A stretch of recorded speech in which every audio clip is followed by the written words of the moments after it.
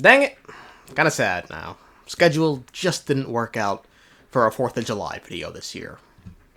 Sucks, but, God bless the United States of Celestia. Last year we had fun with it, though, celebrating the bombing of Conria. Mission accomplished. Anyway, putting aside happy memories, one of the biggest questions I saw come out of the most recent story quest in Amphoreus are questions pertaining to Irontomb itself and the timeline of Amphoreus. Stuff like, well, now hang on a second, if Irontomb hasn't been born yet, how does everyone know who he is? And where does Naius and all the old titans fit into the timeline? Which is fair. These are good questions, phenomenal questions even. The nice thing about these questions, however, is they can both be explained with Lygus's administrator notes. So, let's talk about Irontomb first, given that question is the most straightforward to answer. The question is, if Irontomb has yet to be born, how is it possible he could have gained a reputation for attacking technically advanced nations? Right now, he's sorta in a hibernation state, in a cocoon, Lygus said.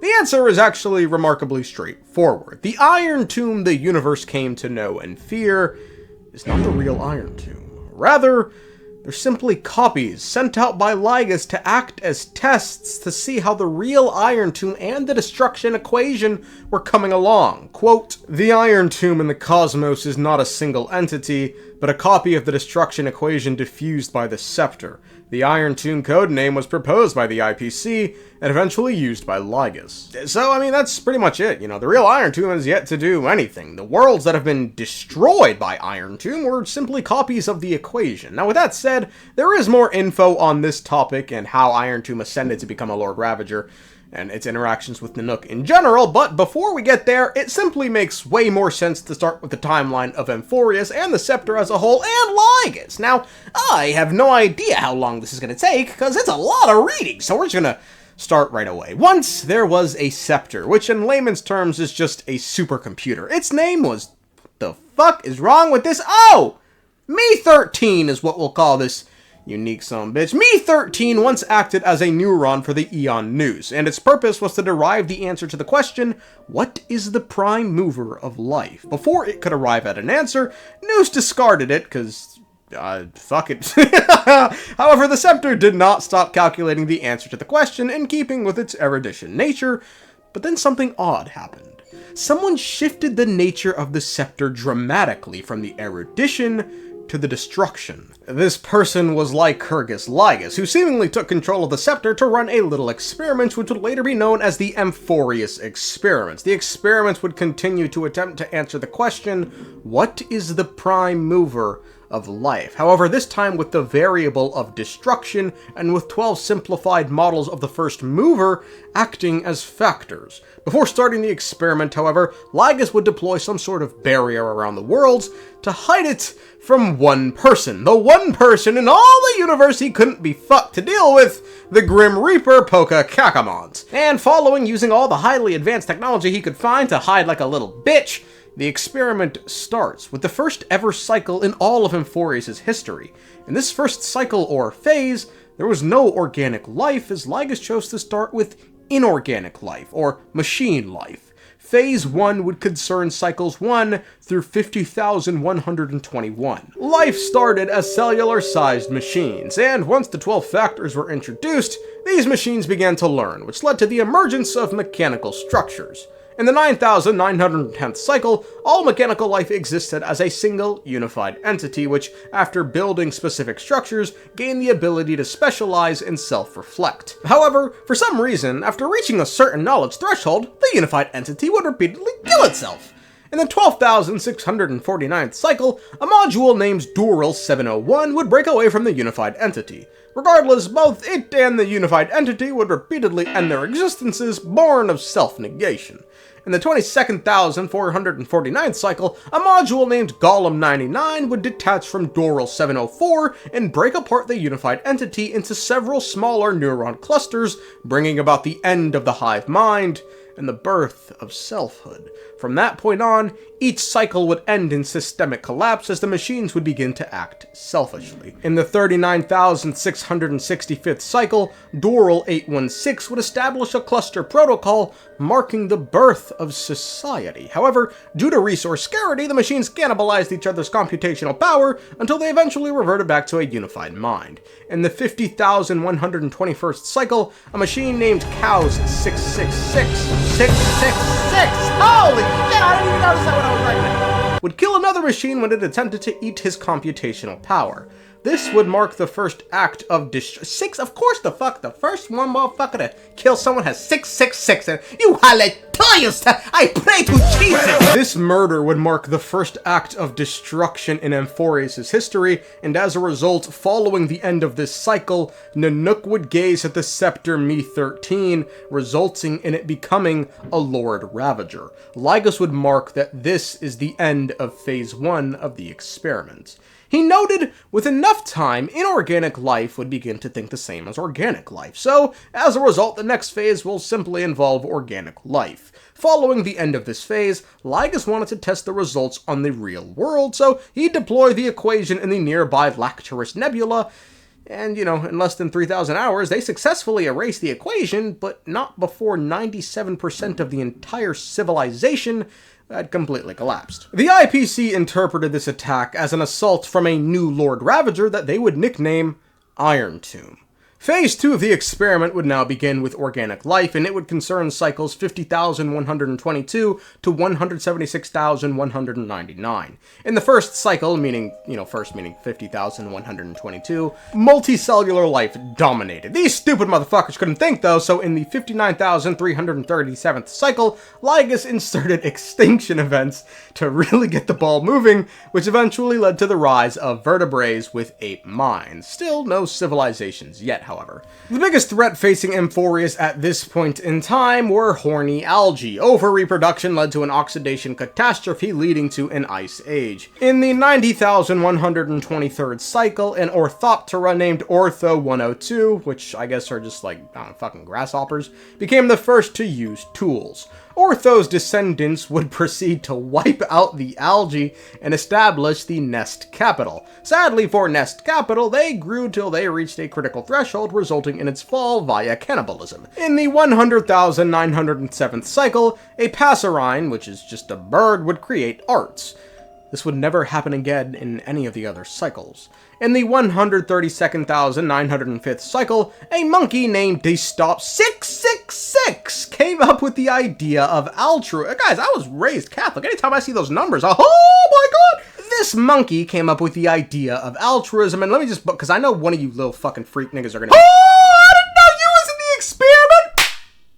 That's why your mama fat, nigga. Following this, a society based on altruism emerged. This didn't last long, though, because, self-destructive tendencies would simply take over, resulting in the society's collapse. In the 176,100th cycle, a monkey named Utope13 killed another monkey out of love. As a result, killing was redefined to be an altruistic act, resulting in the system going haywire. And the next 99 cycles would end the same way.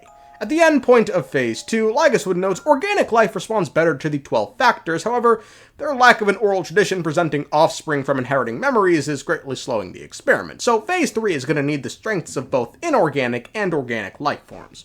Lygus would deploy Phase 2 across 31 different worlds in the real world. After 9,000 hours, the equation's impact remained limited to inorganic life forms, however, the time it took for civilizations to suppress the equation was nearly 3 times that of Phase 1. Phase 3 would be about humans, which involved the cycles 176,200 to 28,371,273. In the first 1,000 cycles, memory inheritance mechanisms would be added to the 12 factors electric signals. Electric signals, for those unaware, are the Titans and Chrysos heirs of Amphoreus, which are just, in essence, Aeons and Pathstriders. Although at this point, I'm fairly certain it just means Titans. I'll explain why in a bit. After the first 10 cycles, 3 of these Titans just tapped out entirely, and the other 9 showed decreasing humanity following the memory inheritance mechanisms. After the full 1,000, a prophet named Emora 8 made an empire of beauty. Problems arose when all ugliness was eradicated. because then the definition of beauty just sort of became really nuanced, resulting in everyone killing everything. Once the last knight of beauty killed the last ugliness, the knight simply killed himself. In the 176,232nd cycle, the electric signals, or titans, would constantly re-emerge, and due to them now becoming prominent, humans began worshipping these signals. Eventually, a large-scale war would break out between the electric signals, resulting in the destruction of 3 simulated worlds. In the 3,926,183rd cycle, divinity would be increased amongst the signals, and as a result, once technology hit a crucial point, humans just began hunting the gods for power and energy.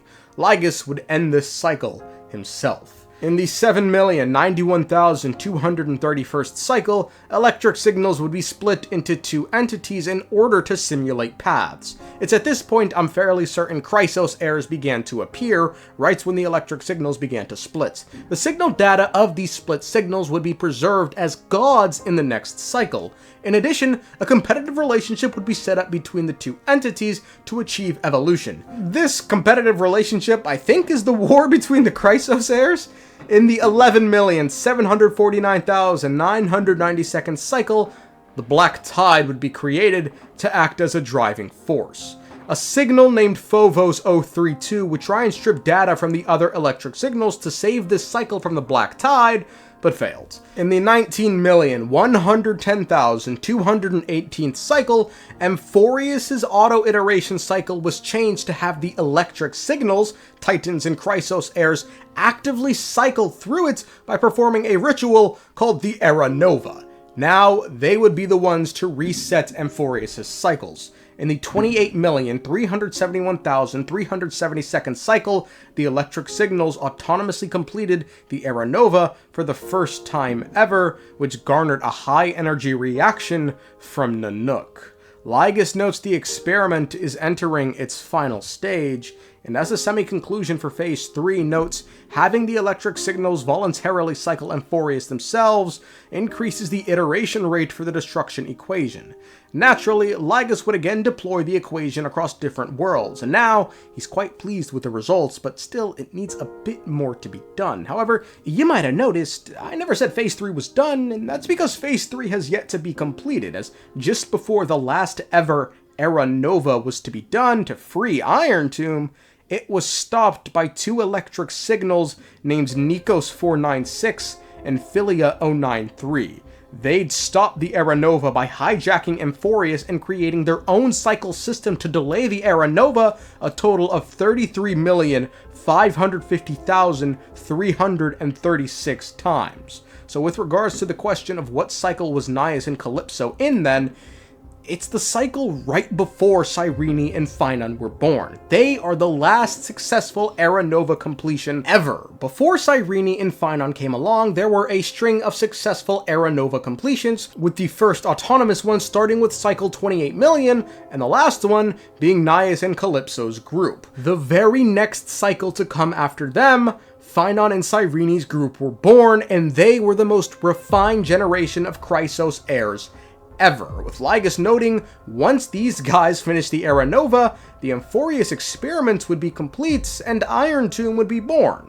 Nikos 496, Philia 093. No need to feel regret. This generation of Chrysos heirs is the most outstanding model, and you two are the final factors.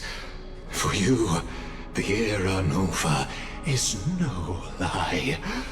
Just step forward, embrace the Black Tide, and accept the Aeons' gaze. All Lygus needed was one more Era Nova completion, but Cyrene and Phainon came in and stopped it, and have continued to stop it, for 33 million times, which means all in all, there have been upwards of over 50 million cycles in Amphoreus' history. The about 30 million regular cycles before Phainon and Cyrene were born, and then they were born, and then they created another 33 million frozen cycles. With regards to Phainon and Cyrene's 33 million cycles, it's worth mentioning the first 4 million cycles were Phainon simply going rogue, attempting to halt the process himself. It wasn't until after the 4 millionth cycle that he became the Flame Reaver, and from there on out, every new Phainon would try and enact Era Nova, but the Flame Reaver would show up to halt the process. So all these alternate endings with the different Chrysos heirs accompanying him towards the end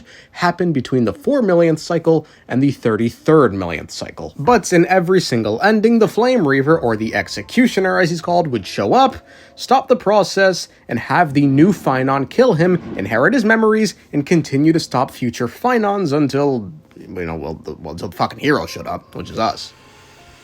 Okay, well, bye.